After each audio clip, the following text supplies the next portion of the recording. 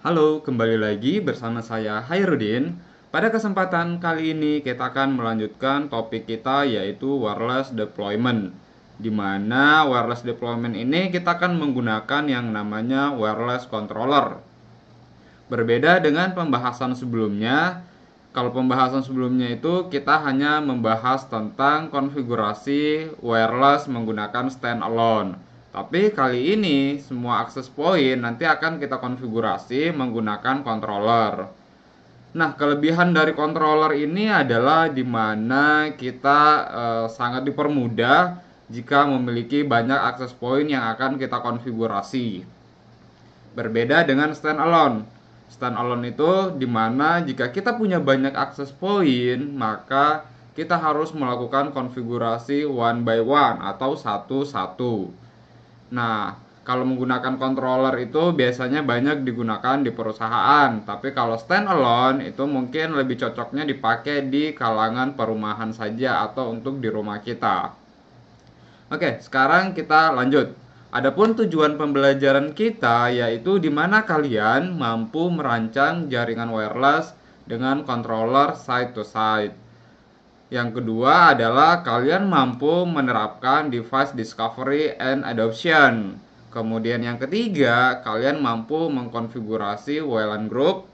Kemudian yang berikutnya adalah kalian mampu mengkonfigurasi service set identifier pada jaringan wireless atau biasa disebut dengan SSID. Kemudian yang terakhir adalah kalian mampu mengkonfigurasi keamanan jaringan wireless atau WLAN. Dalam artian di sini kalian bisa mengkonfigurasi authentication. Oke, sekarang kita langsung saja ke wireless controller. Nah, pada simulasi kali ini atau pada demo kali ini, jadi biar kita langsung pahami, yaitu sebaiknya kita juga melakukan praktek. Nah, adapun peralatan yang kita gunakan di sini saya menggunakan satu router Mikrotik Hublight, kemudian satu unit switch UniFi 8 port PoE, kemudian terdapat satu unit AP UniFi, kemudian satu unit laptop atau PC controller, dan satu unit laptop atau smartphone client. Jadi pada praktek kali ini routernya kita pakai Mikrotik, kemudian untuk wirelessnya kita menggunakan produknya UniFi. Oke, kita lihat topologinya. Jadi kalau dari topologi yang ada, di mana di sini kita bisa terhubung ke internet. Kemudian di sini ada modem ISP. Kemudian dari modem ISP itu kita terhubung ke jaringan Mikrotik internal kita. Kemudian dari Mikrotik internal kita nanti akan didistribusikan ke controller maupun ke access point. Kemudian nanti dari access point kita akan terhubung ke wireless. Nah, oke, sekarang kita langsung saja konfigur. Nah, di sini kita cek dulu router ISP-nya biar kita pastikan IP-nya sudah sesuai dengan topologi yang kita gunakan. Maka saya akan masuk dulu ke modem ISP. Kita sesuaikan dulu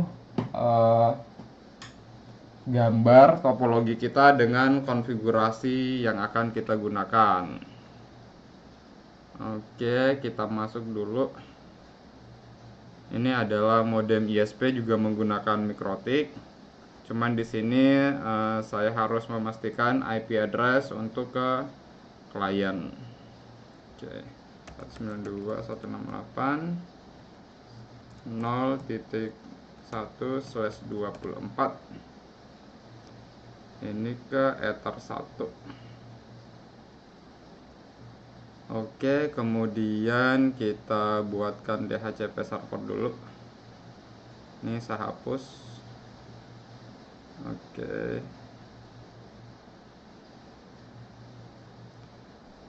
Oke, itu tadi konfigurasi untuk router ISP, tapi itu teman-teman nggak usah diperhatikan. Sekarang kita masuk ke router utama. Nah, router utama ini ialah router yang akan kita konfigurasi. Anggaplah yang tadi itu adalah konfigurasi dari ISP yang akan diberikan ke router kita. Tapi biasanya kalau di ISP kan kita nggak punya akses. Nah, sekarang kita akan masuk ke router kita, yaitu router Mikrotik. Dimana di sini nanti kita akan mengkonfigurasi jaringan yang akan kita distribusikan dulu ke internal kita. Nah, sekarang kita buka dulu Mikrotiknya. Nah, di sini sudah kelihatan ini adalah hub light atau biasa disebut dengan RB94112ND. Sekarang kita masuk. Oke, jadi yang pertama yang harus kita lakukan, kita harus memastikan dulu bahwa router tersebut sudah mendapatkan IP dari ISP. Jadi nanti biar si klien kita yang terhubung ke WiFi itu bisa akses ke internet. Oke, kita gunakan DHCP klien aja karena ISP-nya memberikan kita IP secara otomatis. Pilih di Ether 1 karena Mikrotik kita atau router internal kita itu terhubung ke ISP pada port 1 atau Ether 1. Oke, di sini disable, kita harus enable dulu. Oke, sekarang kita sudah mendapatkan IP dari ISP-nya. Berarti kita tinggal setting yang namanya firewall NAT. Kemudian kita add. Ini general chainnya SR CNAT, kemudian kita action, pilih MySQRed dan apply. Setelah itu sudah. Nah, tugas yang kedua adalah kita harus konfigurasi dulu IP address untuk jaringan lokal kita atau jaringan LAN kita. Kemudian kita masukkan IP-nya sesuai dengan topologi. Nah, di sini biar kelihatan topologinya, berarti IP yang harus kita konfigurasi adalah yang ini 192.168.1.1 192.168.1.1/24. Nah, itu di interface berapa, maka di situ saya menggunakan interface 2. Oke, kita apply. Nah, supaya lebih mudah, biar klien mendapatkan IP secara dynamic, maka kita harus setting dulu DHCP servernya. Nah, di sini kita tinggal IP DHCP server, DHCP setup, kita pilih interface Ether 2. Next, kemudian kita next. Oke, selesai. Supaya nanti si klien atau perangkat yang connect ke wireless kita bisa terhubung ke internet, maka kita harus setting NAT. Coba. Oh, NAT-nya tadi kita sudah setting, sorry. Oke, sekarang tahapan berikutnya adalah kita akan mengakses yang namanya perangkat UniFi. Nah, UniFi ini kita harus menggunakan controller. Oke, jadi untuk terhubung ke UniFi, maka di sini kita akan pasang dulu kabelnya ke switch UniFi. Kemudian nanti kita akan mengadopsi baik itu dari switch maupun akses pointnya. Oke, kebetulan laptopnya sudah terhubung ke switch UniFi. Kemudian kita akan buka aplikasi UniFi-nya. Kalau misalkan teman-teman belum punya aplikasi UniFi-nya, maka teman-teman harus download dulu di website resminya UniFi. Nah, kalau nggak tahu websitenya ada di mana, nah nanti bisa langsung download di sini UniFi Controller. Oke, nanti teman-teman bisa masuk ke website resminya UniFi Controller. Nanti kita cari di sini nama aplikasinya UniFi. Ini ada software. Nah, nanti kita tinggal download softwarenya saja. Oke, anggaplah kita sudah download dan install. Sekarang kita sudah running. Kita tunggu dulu sampai softwarenya berjalan. Dari software inilah nanti kita akan melakukan monitoring, konfigurasi semua akses point yang terhubung ke controller. Nah, note sedikit note bahwa di sini jika kita menggunakan UniFi maka semua perangkatnya harus menggunakan UniFi. Jadi biasanya software controllernya itu sesuai dengan brand yang akan kita gunakan. Nah, ini sudah berhasil jalan servisnya, kita tinggal buka saja. Nah, maka sekarang kita akan masuk ke UniFi controllernya. Nah, pada saat kita install, biasanya kita akan terhubung menggunakan username password. Atau teman-teman juga bisa daftarkan di UniFi. Oke, di sini anggaplah kita sudah punya, kita tinggal login.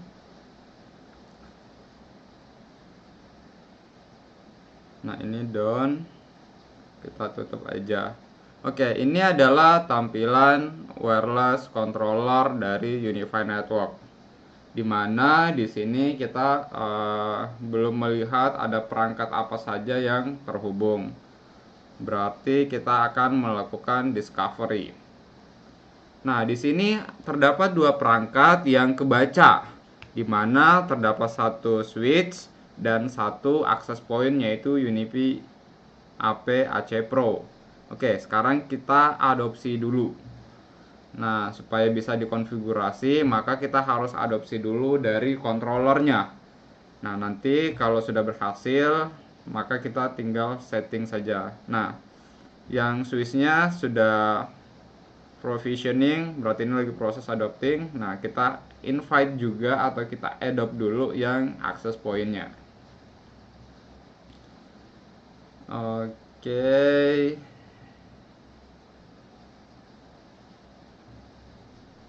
Oke, sekarang lagi adopting. Kita tunggu sampai prosesnya selesai. Oke. Ini kita tunggu dulu ya. Prosesnya selesai atau kita refresh. Oke, switchnya sudah berhasil. Kemudian access pointnya lagi provisioning. Nah, di sini kita bisa melihat bahwa si switch UniFi-nya itu sudah mendapatkan IP, di mana IP-nya 192.168.1.253 dan access point-nya juga sudah mendapatkan IP. Oke, sekarang kita langsung saja ke konfigurasinya.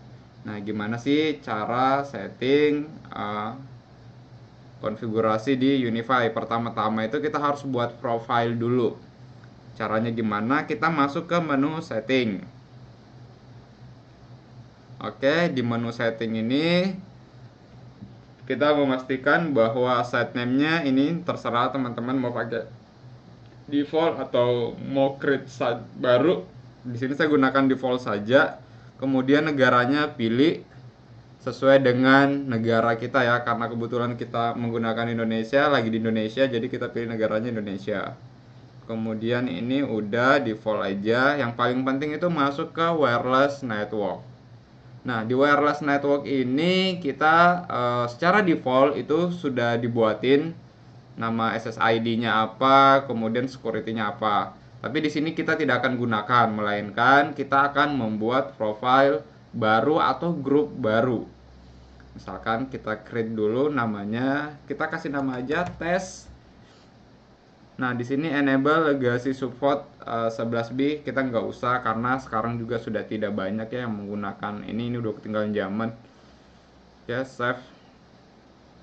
Nah, setelah kita buat grupnya, di sini ada default, sudah ada SSID-nya. Sekarang kita pilih yang tes. Di sini masih kosong. Nah, gimana caranya supaya kita bisa membuat SSID? Jadi tinggal create new wireless network. Oke, di sini kita kasih nama misalkan tes. Tes. Kemudian security-nya apa? Di sini kita bisa pilih WPA personal aja, kita kasih password misalkan 1234567 8. Oke. Habis itu di sini ada advance. Nah, di sini kita bisa setting VLAN dan lain-lain, tapi karena sekarang kita hanya menggunakan satu network, ya cukup kita melakukan pengaturan di SSID. Sorry, kita ganti dulu. Sini ada tes, kemudian passwordnya 123456778. Oke, habis itu kita simpan. Oke, setelah itu SSID sudah, autentikasi sudah, berarti sekarang kita balik lagi ke device. Nah, di device ini kita akan masuk ke access point-nya, yaitu Unify AP AC Pro, kemudian masuk ke config. Nah, di config ini kita bisa kasih nama atau alias, misalkan AP1. Atau biasanya kalau kita punya akses point yang banyak, biasanya kita kasih nama berdasarkan lokasi. Misalkan AP1 kamar, misalkan anggap aja ini lagi penempatannya itu ada di kamar 1, misalkan kayak gitu. Kemudian di sini yang penting itu radio. Nah, di radio ini kebetulan karena ini sudah mendukung AC, jadi ada dua frekuensi di sini, ada 2,4 dan 5 GHz. Nah, di 2,4 itu kita bisa pilih defaultnya dia menggunakan 20 MHz. Channelnya kita bisa tentukan mau pakai 1 sampai 13 atau kita pilih auto. Kemudian powernya juga di sini bisa auto atau mau custom. Kalau custom itu kita tentukan sendiri dB-nya berapa. Kemudian high itu dia akan memancarkan memberikan power yang lebih besar sehingga jangkauannya bisa lebih jauh. Kemudian ada medium dan low. Biasanya sih pakai auto saja. Nanti akan menyesuaikan. Nah, habis itu di sini juga sama, yang untuk 5 GHz-nya kita setting auto saja. Oke, kemudian udah kita quick change and then kita apply. Nah, sekarang kita masuk ke WLAN. Nah, WLAN ini kita bisa pilih. Jadi kalau tadi itu kita sudah membuat tes, jadi pilihannya ada default sama tes. Atau kalau kita tidak mau memancarkan, maka kita matiin. Karena tadi kita sudah buat, maka kita pilih yang tes. Nah, yang tes itu nama SSID-nya adalah tes. Nah, ini yang 5 GHz.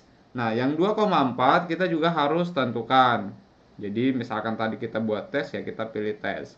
Jadi, di sini juga kita bisa bedakan. Oh, kalau untuk SSID-nya 2,4, kita bisa kasih nama yang lain. Jadi, nanti kita tinggal pilih aja sesuai dengan namanya. Atau kita mau samakan juga bisa. Jadi, kita quick change, and then kita apply. Oke, harusnya sih sudah selesai. Di sini kita sudah setting access point-nya. Jadi tadi sebelumnya kan kita buat grupnya dulu, setelah buat grupnya baru kita masukkan ke si access point. Jadi nanti kalau kita punya banyak access point, ya kita tinggal masuk ke pengaturan sini untuk menentukan dia akan connect kemana. Seperti itu. Kalau nggak mau pusing, ya secara default kita setting SSID-nya di grup yang default. Jadi kita tidak perlu lagi masukkan satu-satu. Oke, sekarang kita close. Kalau untuk switch, di sini kita tidak melakukan konfigurasi karena di sini kita belum menggunakan VLAN. Jadi secara default semua portnya menggunakan network yang sama. Oke, sekarang kita lakukan uji coba. Bener nggak sih itunya sudah jadi atau sudah muncul SSID-nya? Di sini saya akan cari. Oh, di sini sudah muncul ya, ada tes. Nah, biar kita bisa tahu itu apakah dia 2,4 atau 5, karena kebetulan namanya sama, maka di sini tidak kelihatan mana yang 2,4 mana yang 5, kecuali kalau kita mendownload aplikasi wireless monitoring ya. Oke, kita connect saja dulu. Kita coba berhasil atau enggak. Oke, berhasil. Kita coba download di App Store atau Microsoft Store, Wi-Fi Analyzer, biar kita bisa lihat.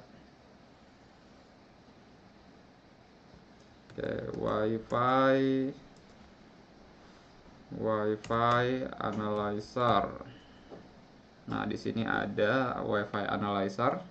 Kita coba download dulu supaya kita bisa lihat. Oke, nggak usah sign in, kita langsung download. Oke, sekarang kita masih terhubung ke kabel. Sebentar lagi kita akan cabut kabelnya, biar kita memastikan bahwa koneksinya itu benar-benar menggunakan wireless.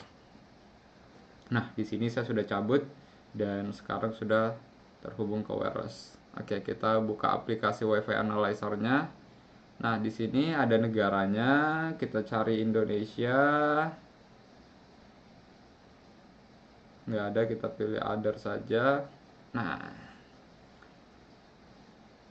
oke, di sini kita bisa lihat kita terhubung ke SSID-nya tes. Nah, channelnya 161 berarti ini kita menggunakan frekuensinya 5 GHz, sudah 802.11ac, dan kita mendapatkan IP-nya sekian, 192.168.1.251. Sini kita bisa lihat authentication-nya WPA2, encryption-nya pakai EAS CCMP. Nah, oke, kita connect network. Nah, teman-teman bisa lihat di sini ini yang menggunakan 2,4. Kalau kita mau, tapi di sini kita gunakan 5 GHz ya. Ini adalah channel yang menggunakan 2,4. Cuman di sini nggak kelihatan nama. Kalau 5 GHz ini, kalau kita mau lihat di 2,4 ini. Oke, kita coba klik. Oh, nggak bisa. Ini harus beli yang Pro. Oke, ini grabnya. Oke, kita show SSID. Nah, oke, nah sekarang sudah kelihatan SSID-nya bahwa yang kita buat tadi itu karena dia auto, dia menggunakan channel 11. Ini adalah tes dan ini adalah wireless yang ada di sekitar sini. Sekarang kalau kita tampilin, oh ternyata di daerah sini itu hanya ada 2 perangkat yang menggunakan wireless AC atau yang memancarkan wireless AC. Yang ini adalah KH Visra, ini access point yang ada di rumah saya. Kebetulan saya lagi buat video ini di rumah saya. Dan ini adalah access point yang kita baru buat tadi. Jadi kalau kita lihat di sini itu untuk 5 GHz atau yang AC itu tidak ada yang overlapping. Jadi di sini kalau kita berbicara kualitas sinyal, kecepatan ini bisa lebih maksimal.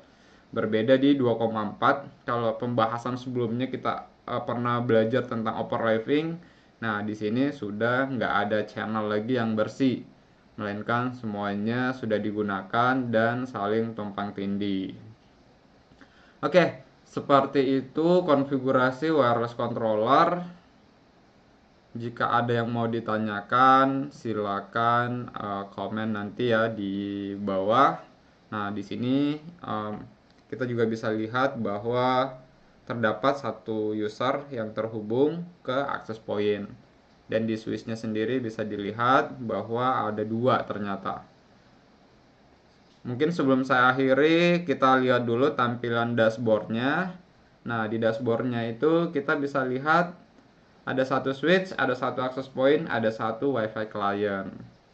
Nah, di sini kita bisa lihat bahwa tadi access point-nya itu menggunakan channel 11, untuk 5 GHz-nya itu menggunakan 161. Sebenarnya nanti di sini tuh bisa memperlihatkan berbagai macam informasi ya, kayak WiFi client. Kemudian di sini kita bisa lihat nanti beberapa informasi yang berhubungan dengan WiFi metric. Karena di sini baru satu perangkat yang terhubung, maka dia informasinya belum banyak yang ditampilkan. Dan di sini kita juga bisa melihat statusnya bagus seperti itu. Nah, di sini juga masih ada statistik. Nanti bisa kelihatan kalau datanya sudah banyak. Ini kalau kita mau tambahkan map. Nah, ini adalah topologi yang terbentuk. Dia bisa membuat topologinya sendiri, melihat bahwa terdapat ada desktop yang terhubung langsung ke Unify, kemudian di sini juga ada, dan di sini kita bisa lihat bahwa ada satu laptop terhubung ke access point, kemudian dari access point ke Unify switch. Karena di sini kita pakai rotornya Mikrotik, maka dia tidak akan kebaca, kecuali kalau kita menggunakan rotornya dari Unify juga, maka di sini akan kelihatan. Oke, saya rasa itu dari saya. Sekian dan terima kasih.